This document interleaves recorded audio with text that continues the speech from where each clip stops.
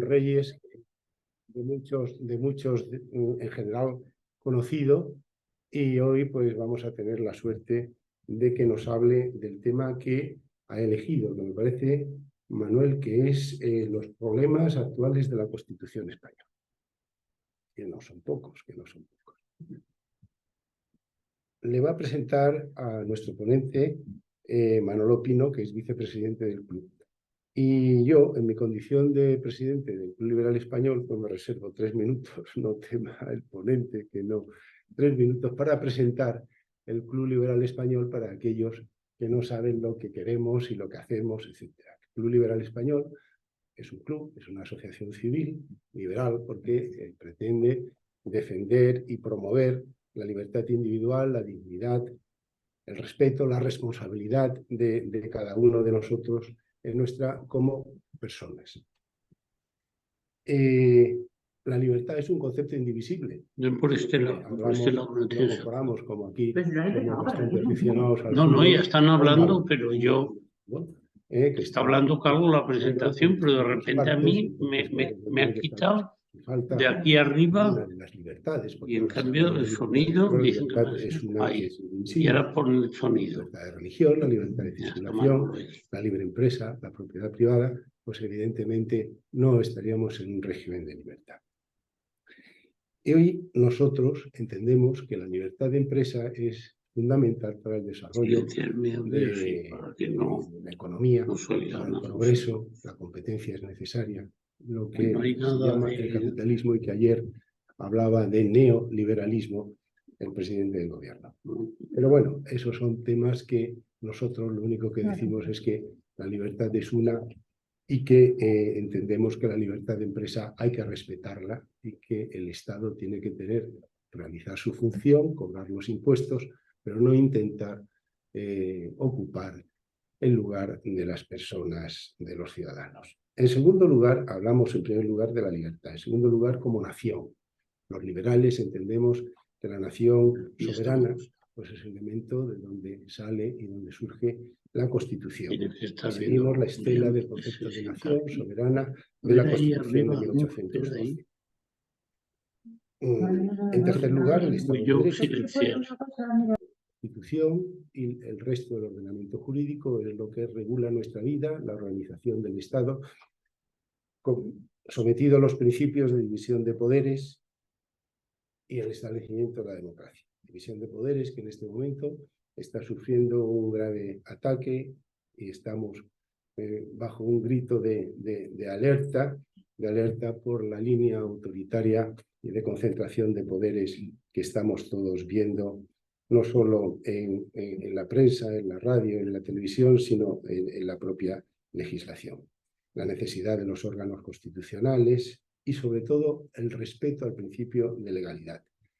Es la forma de regirse y de organizarse la sociedad, porque si no, no es capaz de vivir en hacer una convivencia pacífica y ordenada. A mí me gusta poner siempre, como navegante, me gusta recordar que cuando navegas por la noche necesitas un faro que te dé con esos relámpagos de luz, pues sabes situarte. Bueno, ahora con los GPS es mucho más sencillo, pero antes pues hacía falta que nos identificáramos los faros.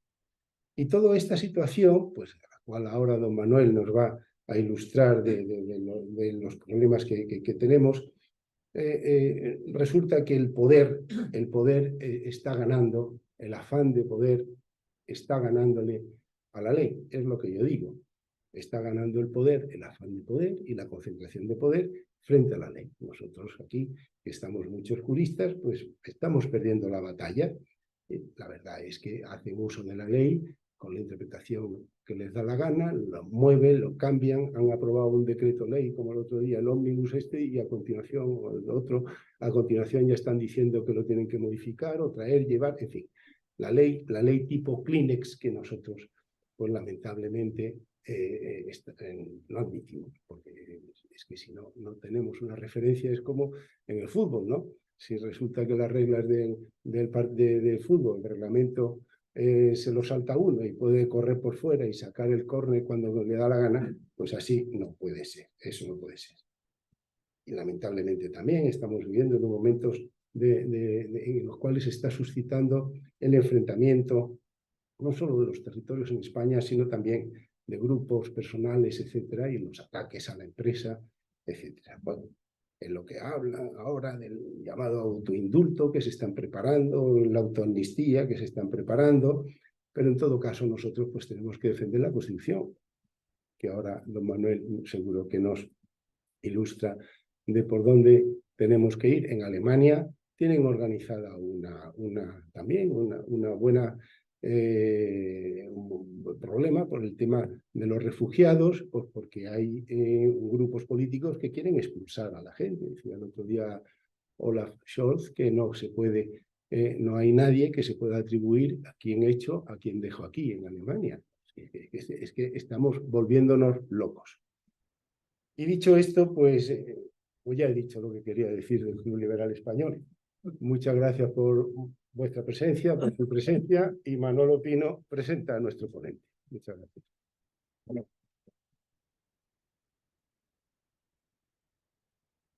Sí, bueno, pues también saludaros, buenas tardes a todos por estar aquí presentes en día de fútbol, que es muy importante señalarlo para lo que organizamos actos naturales. Está presentando Bueno, y también dar las gracias al ponente por aceptar nuestra invitación a dar aquí una conferencia en este club y por acudir hoy a indicarnos con silenciar para estar como tú. Por él, que son los problemas Si no, no soy el presentar al conferenciante. Es una labor fácil porque es persona conocida casi por todos los asistentes, tanto por su labor de publicaciones, de artículos en prensa, de su labor en responsabilidades públicas, que ha tenido muchas. Pues yo creo que casi todos los que estamos aquí sabemos quién es don Manuel Aragón Reyes.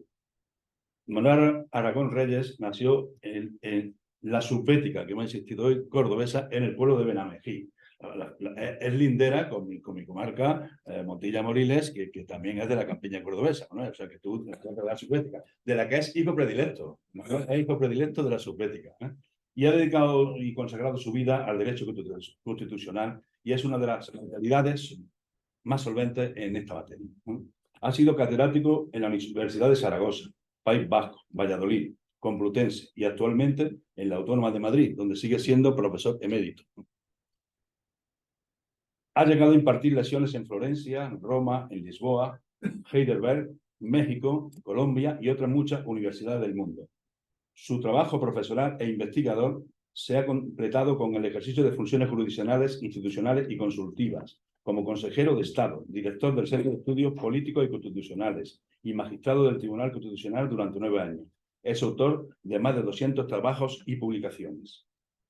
Manuel Aragón es miembro de la Academia Nacional de Derecho y Ciencias Sociales de Córdoba, Argentina, miembro colaborador de la Ilustre Sociedad Andaluza de Estudios Históricos Jurídicos y académico correspondiente de la Real Academia de Ciencias de Bellas Artes, Letras y Nobles Artes de Córdoba. En febrero de 2012 fue elegido académico de número en la Real Academia de Jurisprudencia y Legislación y el 6 de abril del 16 pronunció su discurso de ingreso Uso y abuso del decreto ley, una propuesta de reinterpretación constitucional donde estuvo presente Su Majestad el Rey Felipe VI.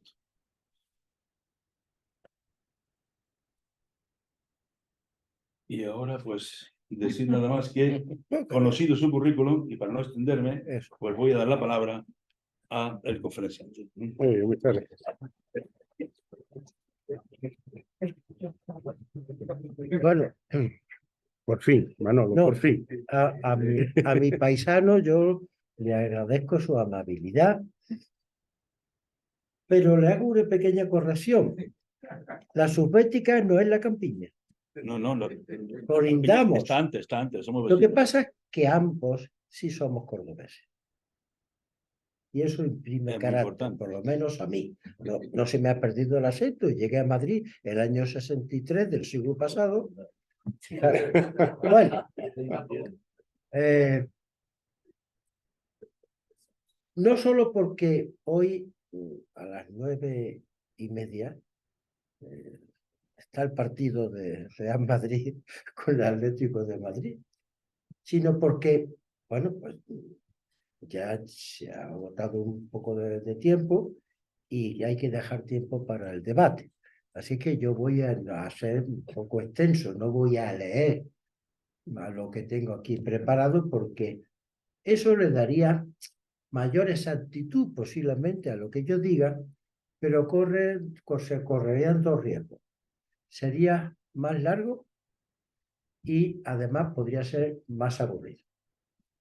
Así es que vamos a resumir el asunto y exponerle brevemente lo que pienso de lo que aquí, sobre lo que aquí se me ha convocado. Y lo primero que debo decir al iniciar bueno, que estoy muy agradecido, muy honrado por dar una conferencia en este club benemérito. Efectivamente, incluso la palabra liberal es nuestra. La pusimos en marcha en Cádiz, hace ya también en Andalucía, por cierto, ¿no? Sí. Hace ya más de 200 años. Bueno.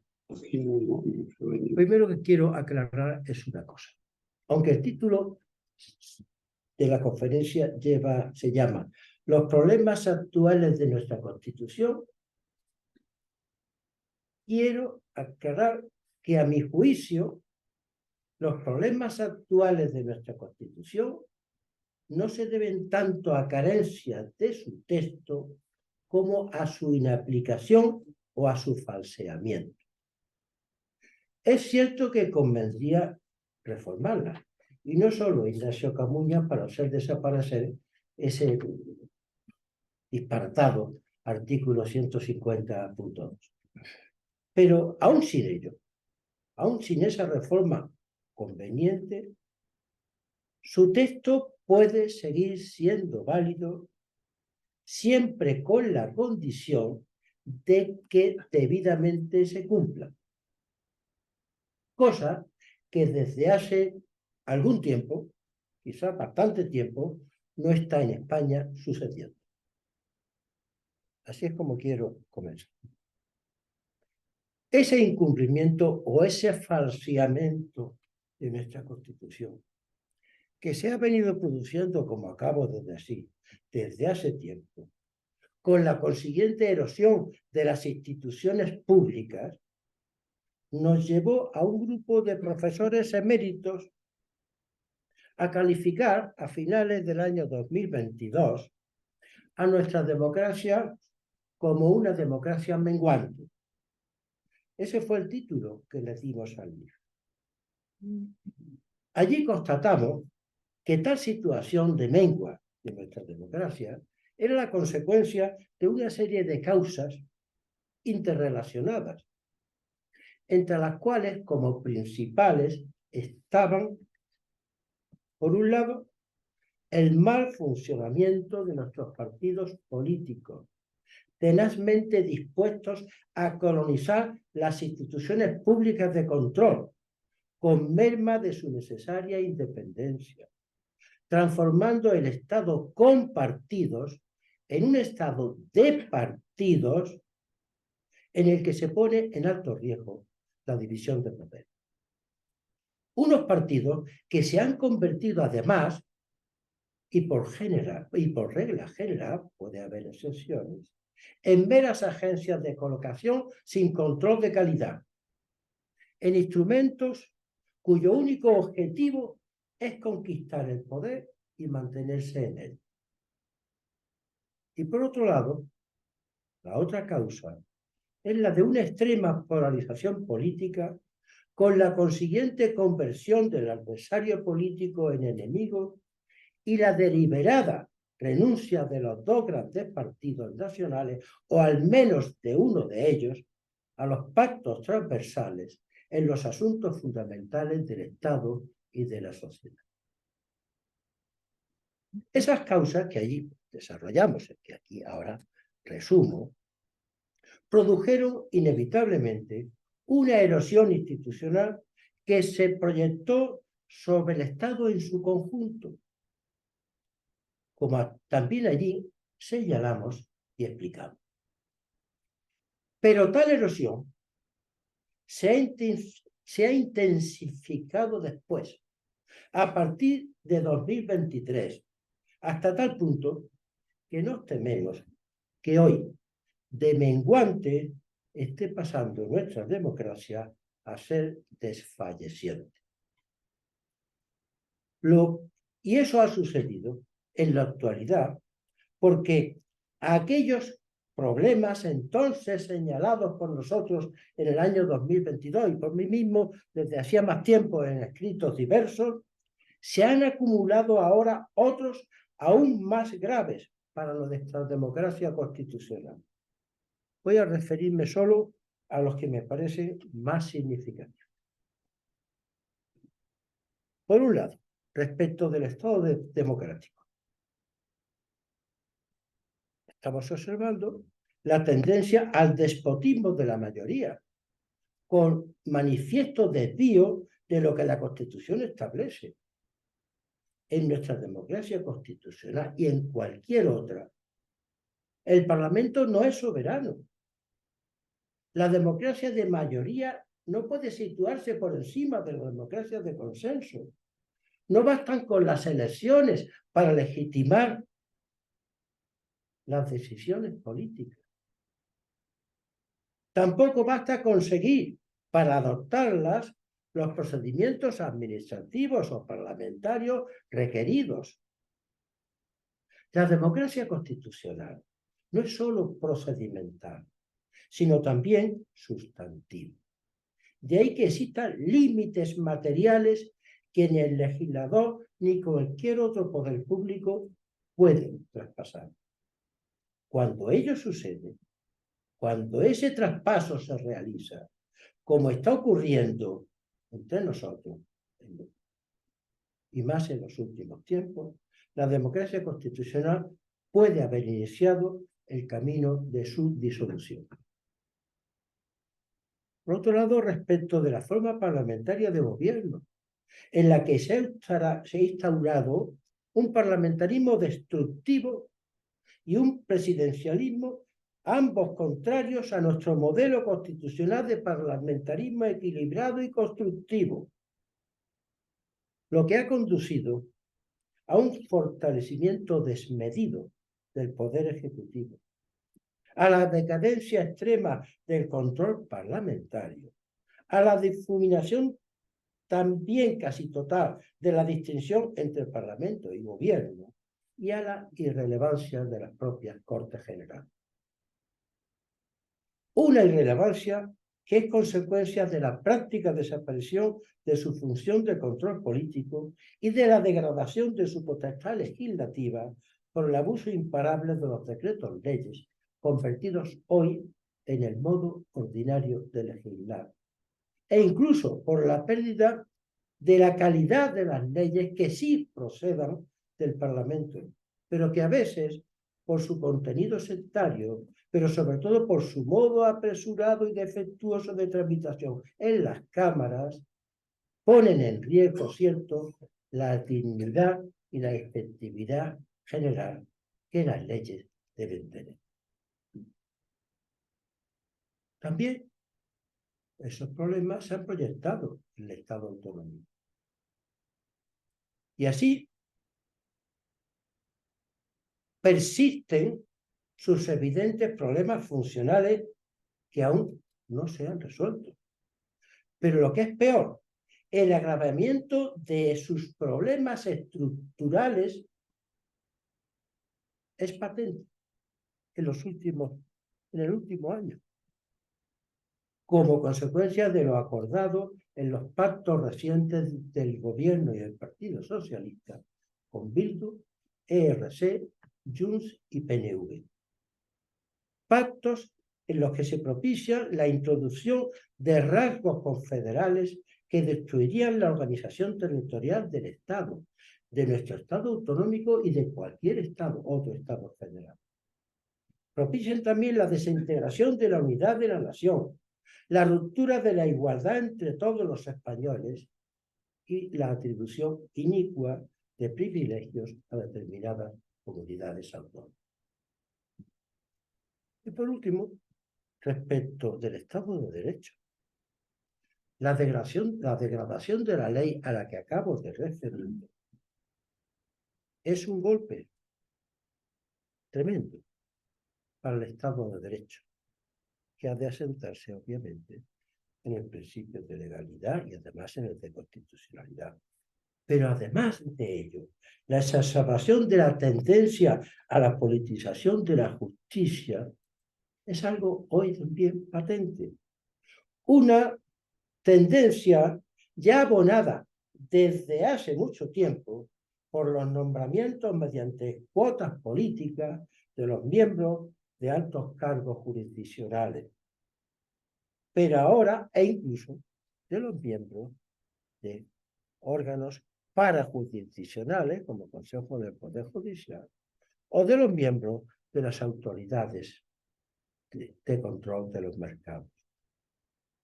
Pero que esa tendencia ya abonada, como dije, desde hace tiempo, ahora se ha acentuado extraordinariamente por el acoso a la independencia judicial que están llevando a cabo dentro y fuera de las cámaras determinados cargos públicos. A mí me pareció no ya sonrojante, porque uno ya ante esto no se puede sonrojar, pero realmente impresionante que cuando desde los escaños del Congreso se insultó, se calumnió personalmente a determinados altos cargos judiciales, la señora presidenta de la Cámara no hubiera llamado inmediatamente al orden, cumpliendo con su deber, que, por cierto, claro, lo incumplió, ni el gobierno, cualquiera de los miembros del gobierno, a su cabeza el presidente, si es que en ese momento estaba, cosa que no recuerdo, hubieran inmediatamente pedido la palabra para denunciar esos ataques absolutamente ilegítimos en un Estado de Derecho. Pero bueno, una nueva muestra de cómo nos va. La independencia judicial se encuentra acosada. La reciente creación de una comisión parlamentaria para controlar políticamente a los jueces y a los tribunales no es más que por ahora un nuevo escalón en ese proceso de acoso y deslegitimación del Poder Judicial. En la misma línea se inscribe el recurrente propósito gubernamental de desjudicializar la justicia, que no es otra cosa que pretender que la política no esté sometida al derecho, sino el derecho a la política. A todo ello puede añadirse el muy severísimo ataque que nuestro Estado de Derecho ha sufrido por la desprotección penal de su necesaria defensa a consecuencia de la derogación del delito de sedición y la reforma a la baja del delito de malversación. Y aún otro ataque mayor que va a recibir si finalmente se aprueba la inaudita, por claramente inconstitucional, proposición de ley de amnistía. En este punto quiero alertar sobre algo que ustedes saben. Te has referido a ello con otras palabras. Y es la enorme gravedad que tiene la erosión del Estado de Derecho. En cuanto que pone en peligro extremo una pieza sustancial de nuestro sistema de convivencia.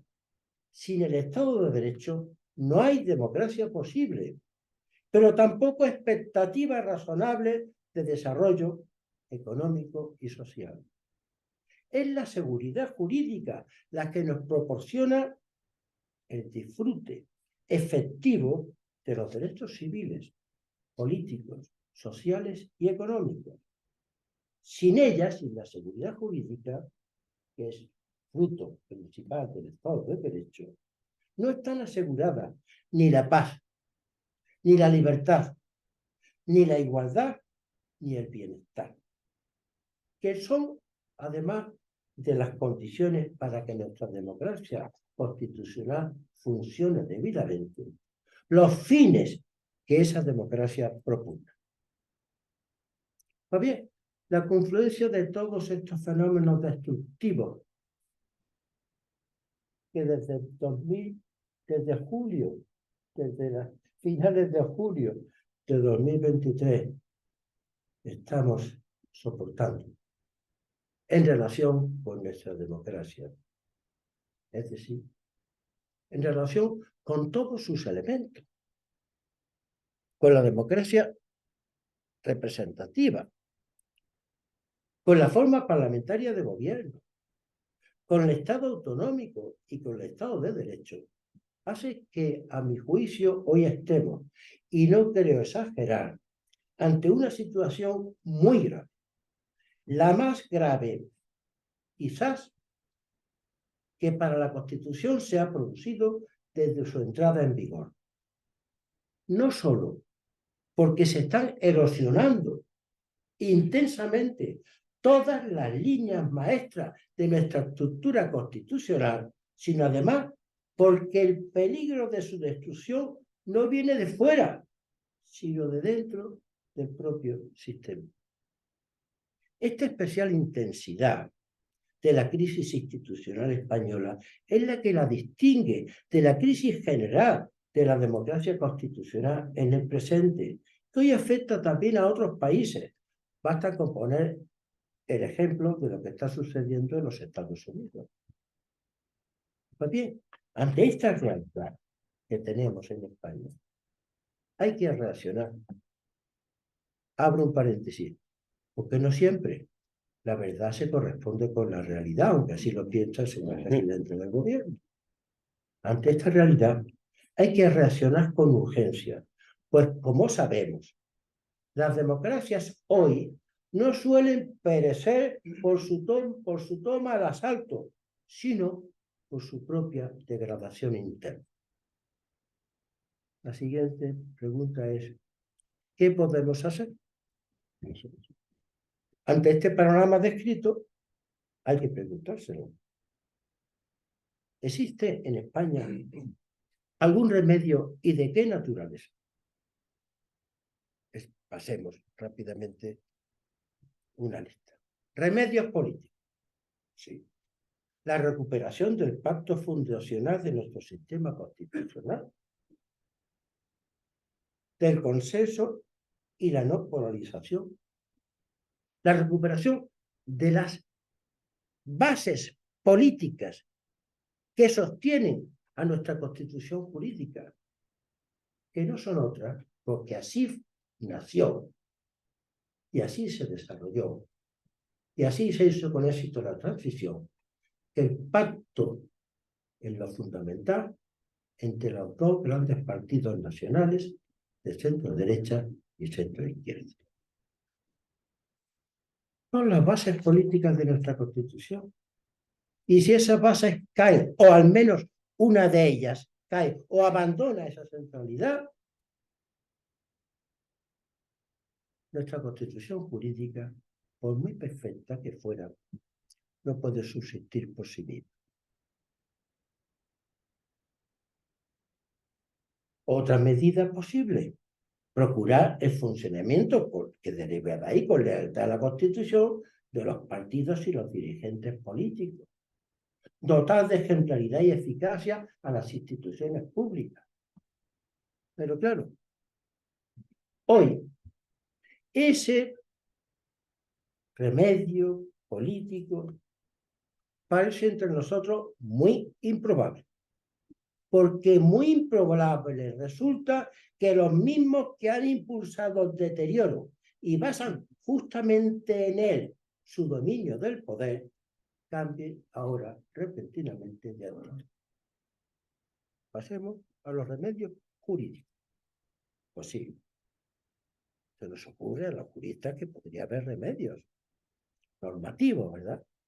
Reformar el modelo de designación de los vocales del Consejo General del Poder Judicial y de los magistrados del Tribunal Supremo y del Tribunal Constitucional y de los organismos de supervisión de los mercados para despolitizarlos, reforzar aún más la independencia judicial y, por supuesto, garantizar de mejor manera la autonomía del Ministerio Fiscal, recuperar la debida protección penal del Estado, reformar la regulación de los partidos políticos para evitar el cesarismo que en su organización interna ha producido la criticable introducción de las primarias, reformar el sistema electoral para impedir que la injusta sobrerepresentación actual de los partidos secesionistas permita que utilicen de manera absolutamente inconcebible su capacidad de condicionar la gobernación y la política del Estado desde unas posiciones que demográficamente son muy minoritarias en el conjunto de la población española e incluso comienzan a ser muy minoritarias en la propia población de Cataluña. Pero ¿qué ocurre? Que tales medidas políticas requerirían ser adoptadas mediante leyes. Y para esas leyes, para ese tipo de leyes, no hay en estos momentos mayoría suficiente en el Congreso de los Diputados. Salvo que se unieran para impulsarlas y apoyarlas y aprobarlas los dos grandes partidos nacionales, cosa que hoy, lamentablemente, parece enteramente ilusoria. Por último, remedios sociales. La reacción mayoritaria de los ciudadanos, oponiéndose obviamente por medios legales y pacíficos a que se desmantele nuestra democracia constitucional. También lo veo difícil, porque me parece que una buena parte de la sociedad española pudiera haber abrazado, bien por sectarismo, egoísmo, tibieza o cobardía, la servidumbre voluntaria. De todos modos, la creciente repulsa ciudadana, individual y colectiva, a lo que está sucediendo, que incluye además la de sectores profesionales, públicos y privados de especial relevancia, es la primera vez en la democracia que he visto que grandes colegios, grandes despachos de abogados hayan hecho público su repulsa a esas cosas. La primera vez. Y eso es muy significativo. Todo hace pensar que esa servidumbre voluntaria aún no se ha apoderado por completo de la sociedad. Y ahí es donde quizás pueda quedar alguna esperanza.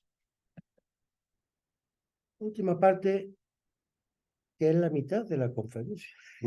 Son una especie de conclusión. Yo soy pesimista. Bueno, porque después del panorama que les he trazado y de la dificultad de posibles remedios, pues difícilmente uno no puede dejar de ser pesimista. Pero no he perdido del todo la esperanza. La sociedad española, que ha adquirido un alto grado de desarrollo y de bienestar en estos últimos 40 y tantos años, no creo que esté mayoritariamente dispuesta a asistir de manera impasible a que nuestro sistema de convivencia se destruya. Incluso creo, pese al profundo deterioro de nuestras instituciones públicas, que aún quedan algunos resortes institucionales que pudieran detener el actual proceso de destrucción de nuestra democracia constitucional. Entre ellas, las instituciones jurisdiccionales internas y las de la Unión Europea, que aún conservan, aunque sea con dificultad, su posición de independencia. Y, por supuesto, nuestro Tribunal Constitucional, si ejerce, como así lo hizo en el pasado, su función de custodio fiel de la Constitución y rechaza las incitaciones que recibe y hacia las que ha mostrado cierta proclividad de utilizar un constructivismo jurídico que lo convirtiera, con quebranto de sus funciones, en el dueño de la Constitución, en lugar de su guardián, que es lo que la propia Constitución y la ley orgánica de la institución le exigen. garantizar la vigencia de la Constitución. Y eso impide falsear, o debiera impedir falsear. Como ha dicho tan acertadamente el rey en su reciente discurso navideño, y cito: fuera del respeto a la Constitución no hay democracia ni convivencia posibles. No hay libertad sin imposición. No hay ley sin arbitrariedad. Fuera de la Constitución no hay una España en paz y libertad. Palabras exactas. Y la cita de este mensaje regio me conduce a una reflexión. Tenemos que proteger a nuestra monarquía parlamentaria, tanto frente a los que quieren destruirla como a los que le exigen que desempeñe un poder que la Constitución no le otorga y que de ejercerlo propiciaría, sin duda, el camino de su desaparición. A veces, los supuestos amigos son más peligrosos que los declarados enemigos. Hoy, ante el panorama desolador de la erosión institucional que sufrimos, solo nos queda la monarquía como sustento casi en solitario de la unidad y permanencia del Estado y de la nación. Tenemos, por fortuna, un rey ejemplar en su vida personal y en su comportamiento institucional. Él sabe muy bien cómo cumplir correctamente sus funciones. No le pidamos lo que no puede dar. Puede advertir y animar en los momentos de crisis, y así lo ha venido haciendo, con claridad y con determinación. Lo que no puede es ejercer por sí mismo, activamente, un control sobre las leyes que resultaría inaceptable en la monarquía parlamentaria. Respetar y proteger a la monarquía parlamentaria frente a sus amigos y también frente a algunos de sus equivocados amigos es condición para que la sigamos conservando ahora en esta crisis y después, cuando ojalá la crisis por fin se remediara, ojalá, porque también entonces deberemos seguir contando con ella, ya que es una de las piezas fundamentales de nuestro sistema constitucional. Porque estoy convencido de que en España, por nuestras particulares circunstancias históricas, si la monarquía desapareciera, desaparecerían también la Constitución y la propia nación. No solo nuestra nación histórica, ya sería terrible, sino también nuestra nación democrática, formada en cada momento por una comunidad de ciudadanos libres e iguales en su libertad. Y termino ya, como ven, dije que no iba a echar mucho tiempo. Al final preferí tenerme un poquito porque no era tan largo el papel este que yo había. Termino ya con una consideración final.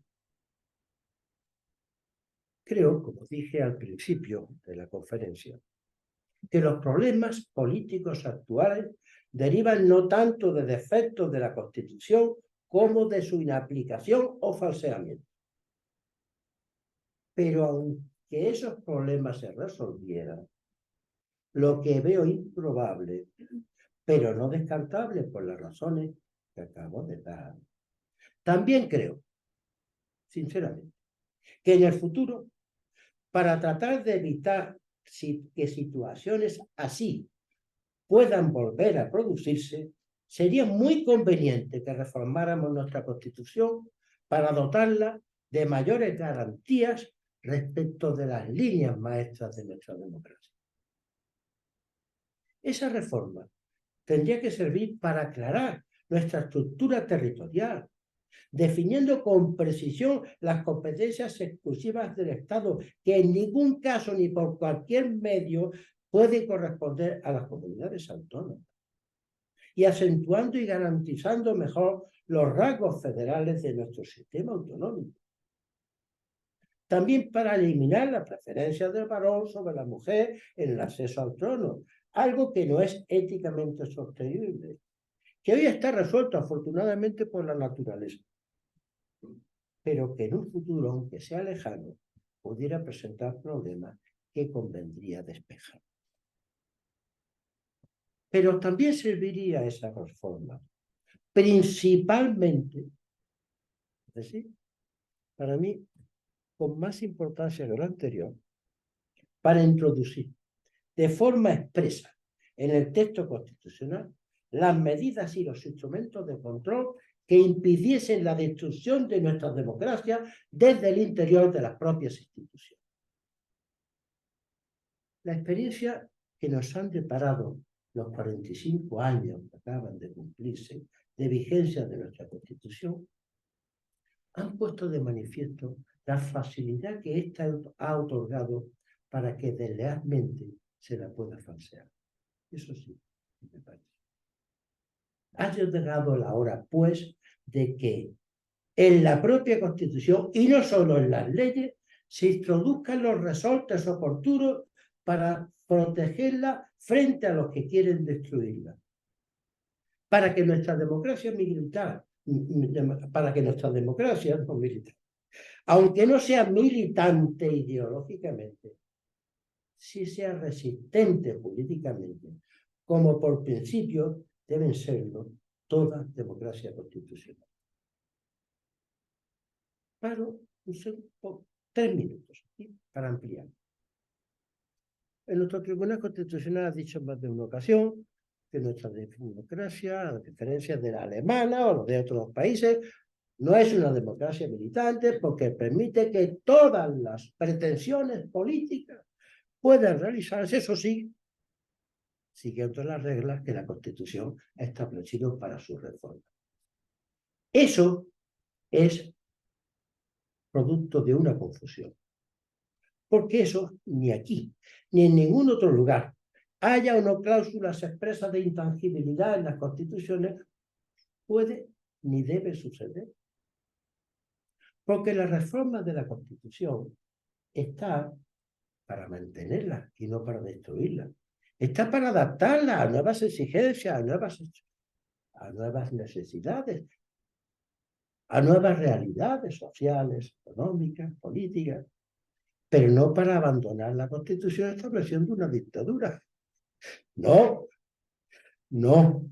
La reforma constitucional no puede jurídicamente permitirlo. No puede concebirse una Constitución así, porque dejaría simplemente de ser Constitución. Una cosa es el mal entendimiento de la democracia militante como la prohibición de toda ideología contraria a los principios y valores constitucionales, con lo que yo no estaría de acuerdo. Creo que la libertad es una. Y otra cosa muy distinta es pensar que una democracia no tiene que estar pertrechada de los instrumentos jurídicos pertinentes para evitar que desde dentro las instituciones puedan destruirla. Si entendemos democracia militante por esto último, todas las democracias constitucionales han de ser necesariamente democracias militantes. Ahora, si entendemos indebidamente la democracia militante como comprensiva también de lo primero, puede originarse la confusión que a mi juicio el Tribunal Constitucional ha venido sufriendo en su doctrina. Sigo. Sin embargo, ya termino, esta importante reforma que propugno para el futuro, cuando algún día pudiese realizarse, que habría de hacerse necesariamente por el procedimiento previsto en el artículo 168 de la Constitución, porque toca a las materias reservadas a ese proyecto, requeriría de un consenso político y social al menos tan amplio como el que existió cuando la Constitución actual fue aprobada. Por eso no fue una Constitución de partido, sino la Constitución de todos los españoles. Como esto, en el panorama político actual, parece prácticamente imposible, esa reforma tendría que dejarse para un futuro y yo no lo veo cercano. Ahora, en el presente, la única esperanza que podemos tener, por lo menos que yo tengo, es que la grave crisis institucional que padecemos, al menos coyunturalmente, se resuelva. Pero también en ese plano coyuntural, el horizonte es sombrío, dada la degradación a que ha llegado nuestro sistema político. Ahora bien, incluso ante ese panorama sombrío, no debemos dejarnos llevar por la resignación. Tenemos la obligación de resistir y de reaccionar. Sobre todo, los juristas que hemos dedicado nuestra vida profesional a la defensa del Estado constitucional y democrático de derecho, no debemos callar. No debemos guardar silencio ante la operación de destrucción de lo mejor que históricamente le ha sucedido a España desde hace siglos. La transición política y la Constitución, que nos han proporcionado más de 4 décadas de prosperidad, paz y libertad. Con algunas dificultades que deberían vencerse, pero así ha sido. Y aunque al final nuestra voz de jurista fuera desoída por unos políticos ajenos a la preservación de los intereses generales, nos quedará al menos la honra de haber cumplido con nuestro deber para vergüenza de otros que hubieran asistido impasibles al derribo deliberado de la democracia constitucional y del Estado de Derecho. Y eso es lo que quería decirles a ustedes. Y ya he terminado.